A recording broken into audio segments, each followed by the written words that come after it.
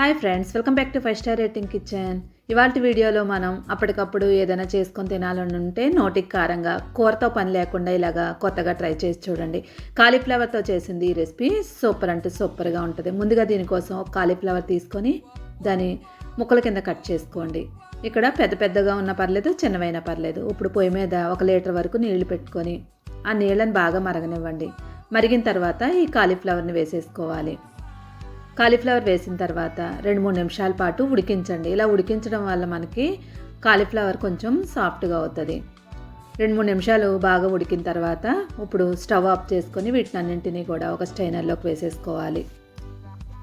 ఒకసారి చెక్ చేసుకోండి, కాలీఫ్లవర్ కొంచెం మెత్తబడాలి. మెత్తబడిందో లేదో చెక్ చేసుకొని అప్పుడు స్ట్రైనర్లో వేసుకొని నీళ్ళన్నీ కూడా బాగా వడకట్టేసుకోండి. నీళ్లు బాగా వడకట్టేసుకున్న తర్వాత ఒక మిక్సింగ్ బౌల్ తీసుకొని దానిలో ఈ కాలీఫ్లవర్ ముక్కలు వేసుకోండి. నీళ్లు తడి ఎక్కువ ఉందో లేదో చెక్ చేసుకోండి. ఇప్పుడు దీనిలో 1 స్పూన్ వరకు అల్లం వెల్లుల్లి పేస్ట్ వేసుకోవాలి. తర్వాత దీనిలో 1 స్పూను ధనియాల పొడి వేసుకోండి. 1/2 స్పూన్ వరకు గరం మసాలా పౌడర్ వేసుకోండి. ఇది హోమ్మేడ్ గరం మసాలా, మీ దగ్గర ఏది ఉంటే అది వేసుకోవచ్చు. 4 స్పూన్ల వరకు కార్న్ఫ్లవర్ తీసుకోవాలి. తర్వాత 4 స్పూన్లు బియ్యం పిండి తీసుకుంటున్నాను. ఈ ప్లేస్లో మైదా కావాలంటే తీసుకోవచ్చు, కానీ నేను హెల్దీగా తయారు చేసుకోవాలనుకుంటున్నాను కాబట్టి బియ్యం పిండి తీసుకున్నాను. నెక్స్ట్ దీనిలో 1 స్పూను కారం వేసుకోండి.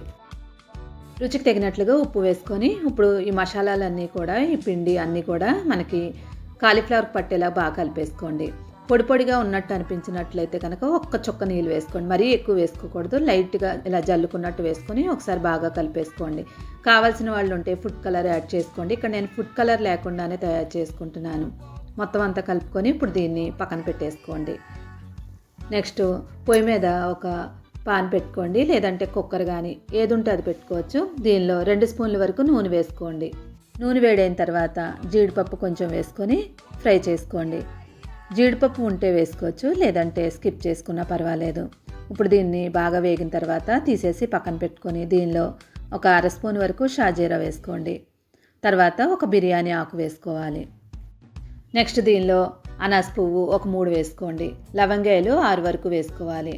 దాల్చిన చెక్క చిన్న ముక్కలు ఒక 2 వేసుకోండి. యాలక్కాయలు 3 వేసుకోవాలి. ఇప్పుడు ఈ మసాలాలన్నీ కూడా ఫ్లేవర్ దిగేలాగా ఒక 2 నిమిషాల పాటు వేయించేసుకోండి. తర్వాత దీనిలో ఒక ఉల్లిపాయను తీసుకొని సన్నగా పొడవుగా కట్ చేసుకొని వేసేసుకోండి.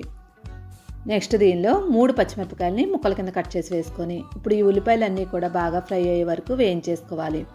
ఇక్కడ ఉల్లిపాయలు అనేది మనకి కలర్ మారిపోవాలి. కలర్ మారే వరకు మనం వేయించుకోవాలి. వేగిన తర్వాత చూడండి, కలర్ అనేది ఇలా ఉండాలి. ఇప్పుడు దీనిలో ఒక టమాటాని తీసుకొని చిన్న చిన్న ముక్కల కింద కట్ చేసి వేసుకోండి. చిన్నవైతే 2 తీసుకోండి, పెద్దవైతే 1 తీసుకోవాలి. అల్లం వెల్లుల్లి పేస్ట్ 1.5 స్పూన్ వరకు వేసుకోండి.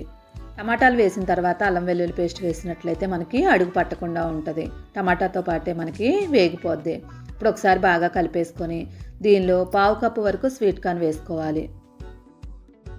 ఇక్కడ నేను ఎటువంటి కూరగాయలు యాడ్ చేయట్లేదు, ఓన్లీ స్వీట్ కార్నే తీసుకున్నాను. ఉంటే వేసుకోండి, లేదంటే స్కిప్ చేయండి. కానీ క్యారెట్, బంగాళదుంప ఇంకేమీ యాడ్ చేయని అవసరం లేదు.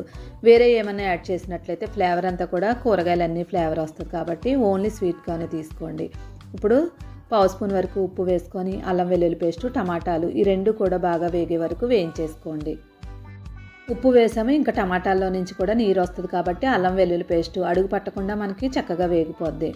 మొత్తం అంతా కూడా టమాటాలు మెత్తగా అయ్యే వరకు ఇలాగ వేయించేసుకోండి. ఇలా వేగిన తర్వాత 1/2 స్పూన్ పసుపు వేసుకోవాలి. 1/2 స్పూన్ వరకు కారం వేసుకోండి.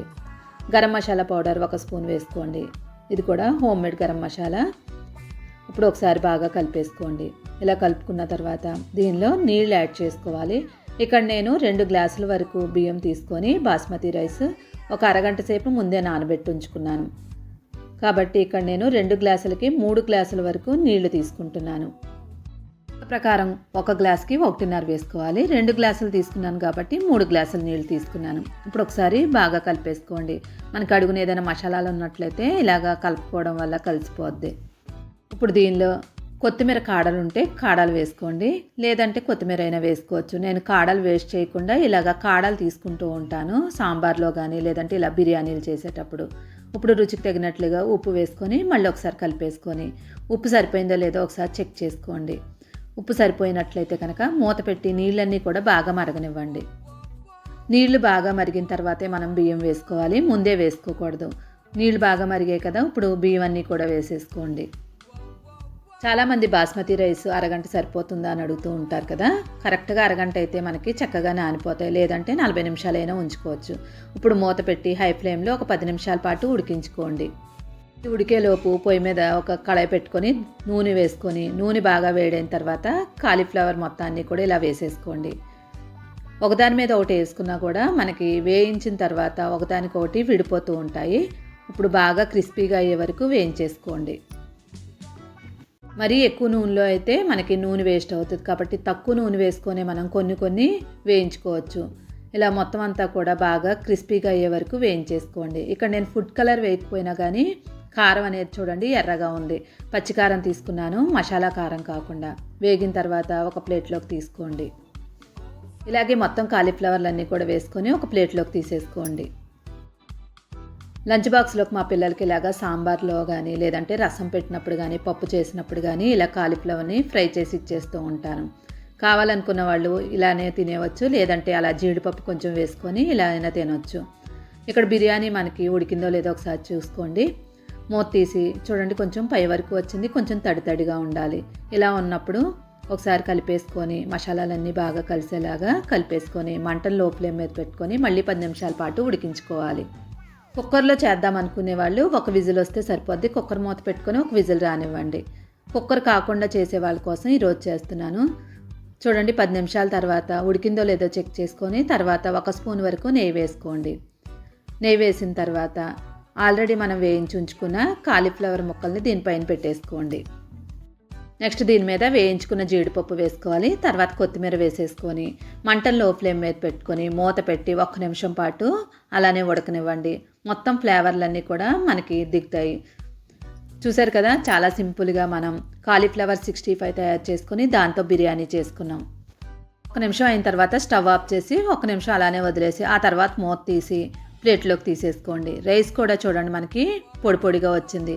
కొలత ప్రకారం నీళ్లు వేసినట్లయితే బిర్యానీ కూడా చక్కగా పొడిగా వస్తుంది. చాలామంది బ్యాచిలర్స్ హోటల్స్లో ఇలానే తింటూ ఉంటారు, ఎటువంటి కూరతో పని లేకుండా. వీడియో నచ్చిందంటే తప్పకుండా లైక్ చేసి ఛానల్ సపోర్ట్ చేయండి. ఇలాంటి వెరైటీ రెసిపీల కోసం 5 స్టార్ రేటింగ్ కిచెన్ని సబ్స్క్రైబ్ చేసుకోండి. Thank you for watching 5 star rating kitchen.